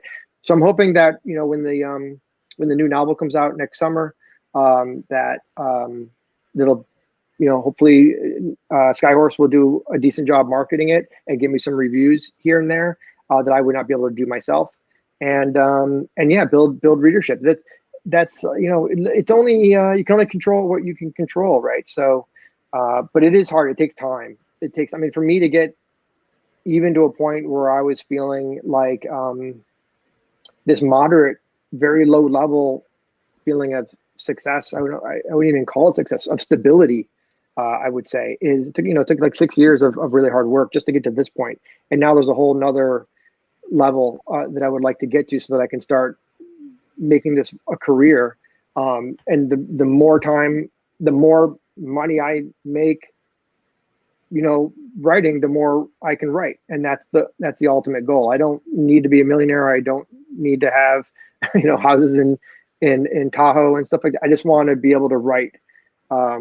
Just need to pay the bills time and feed yourself, right? Yeah. And I'm lucky. I have a good support system here at home. So, I'm very fortunate. But you got to make money too. So we'll see how things go. I'm just, regardless of how things go, if everything falls apart, if, the 10 out of 10 things I need to have happen in the next 6 months all go wrong, and I'm shut out and I go 0 for 10, that's fine. Then I'll just keep working, and I'll just keep writing, and I'll write, and if I have to go back to work, I'll go back to work. And people work. Everybody works. Everyone's got to, to do the hard stuff.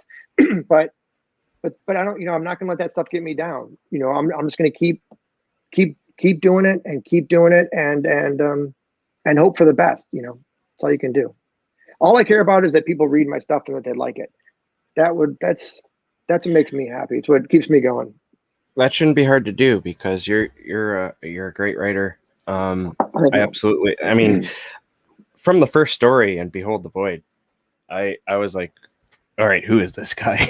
You know what I mean? And I had the same feeling from Beneath the Pale Sky. Harvest gave me that same feeling. I was just like, oh my God, like it'd been probably a year or two since I read anything by you. And then I went and read that in preparation for this interview. And it was just like, oh my God, this guy, this guy. Thank you. Yeah. So yeah, it was interesting because I started with it. If I could go back in time, I think I would have put Mandala, which is the big novella at the end of Behold the Void. I kind of wish I'd put that, if not the first story, maybe the first or second story, because I feel like as people progress through a book of short stories, the percentages dwindle as you get to near to the end, right? They put it down, they pick something else up, and and I really like that story, and I kind of wish I had put that near the beginning. Point being that when I put out this book, I felt like Harvest and The Wheel were sort of really strong pieces that I think would engage people, and they're bigger pieces. So instead of putting those in the back, I put them at the front, and then the smallest story and the shortest story in the book is actually at the end. So so you learn, but thank you for saying that. I mean, you're not going to make everybody happy. There's always going to be. I mean, I've had reviewers literally, one guy say, my favorite story was X and my least favorite story was Y, and the very next review say the exact opposite. And that's it's art, right? You don't go into, if you go to a museum with a group of people and you're all looking at the same painting, you're not all going to love that painting. Some people are going to kind of like it, some people are going to love it, and some people are going to hate it.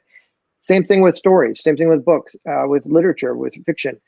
You can't please everybody, but you hope that you please enough people so that you can keep doing what you're doing. For sure. Well, I want to thank you for coming on. In my mind, it's been a long time coming. Well, thanks. But I absolutely had a blast talking to you, and maybe next year we can have you on again when some of these other releases come out. Are you up for that, or? Yeah, man, absolutely. Anytime, anytime. I love talking about writing. So I'm Yeah, always happy to jump in and do it. Yeah, hopefully, hopefully when this new novel comes out next summer, we can have a nice long chat about it. That'd be great. awesome. All right. Well, thanks for everyone for coming out. Uh, I I probably had more questions. In fact, I know I did, but we are out of time. So thanks for everyone for showing up and asking those wonderful questions. Yeah, thank you, everyone. Appreciate it. And we I don't. will. I'm not able to comment in the chat, but I can see the chat. So know that I appreciate everyone's comments. I just can't. I don't have the power to talk Yeah. or to type. Yeah, I we can only tried talk. that before coming on live, and Yeah, I it tried, didn't but I work. couldn't figure it out. Yeah. So I need to that's fine. switch to Zoom maybe, because maybe then you could be able to do that. I'm not too sure. Yeah, I don't know. I think it's just I just got to figure it out. I'm not the most tech savvy guy in the world. Yeah, and So neither am I. This one, I like using live stream here or StreamYard because it's basically just click and go. yeah, There's no back end or anything weird that you have to do. All right, yeah, super easy. so thanks, Philip. If you'll just stay on the line Okay. so we can say goodbye after I hit end Yeah, of course. broadcast. It's always jarring when the other person just disappears. All right, thanks Right. everyone, and we will catch Thank you you, guys. guys next time.